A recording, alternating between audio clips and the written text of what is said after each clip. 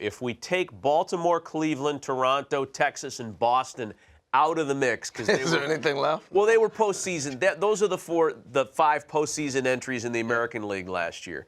Which non-postseason team in the American League last year is the most interesting to you moving forward this year? The Angels. You know, they may not win the West. I don't think they will. But the fact that they are better is going to make the whole division interesting. I like the additions they've made. I think what they've done this offseason that make it a competitive team. Look, and the reason I was so hard on the Angels last year, they were horrible.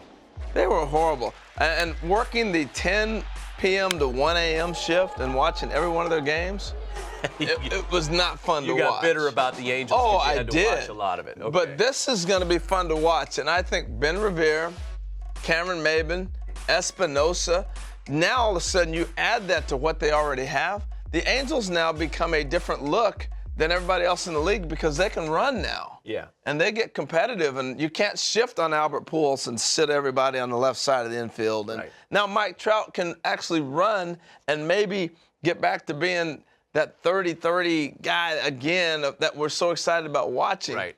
And he's going to be awesome anyway. But I think these other guys really bring a dynamic. I think Danny Espinosa, he gets away from it all the pressure. He sits back. He becomes this guy that's going to hit 25 home runs for you. Yeah, well, I mean, they're definitely more dynamic. They're a little bit more exciting as a lineup. Yeah. You know, the one name that popped out at me there as far as departures go, Jared Weaver. He's only been an Angel in his career. Yeah. Are there any bites on him in the free agent market, Kenny? And I'm curious about your thoughts, too, as to an American League non-competitor last year that might be interesting this year. Harold's right. The Padres have expressed interest in Weaver, but he is one of a large group of free agent pitchers still available. We're going to get to that in a little bit.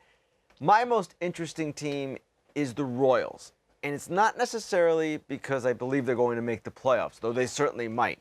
It's because of the number of potential free agents on that roster. It's virtually the core of the team. Here it is.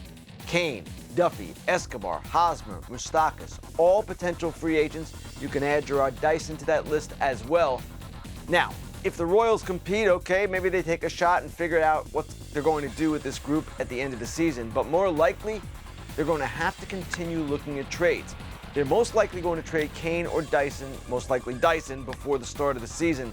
And then you get into the season, and if they're not in it, let's say the Indians are really good, maybe the Tigers, who have not really made any trades at all, are kind of a competitive team as well, and maybe the Royals aren't really where they want to be, then they could control the trade deadline. Certainly, with Kane and Hosmer and Moustakas and all of these different players.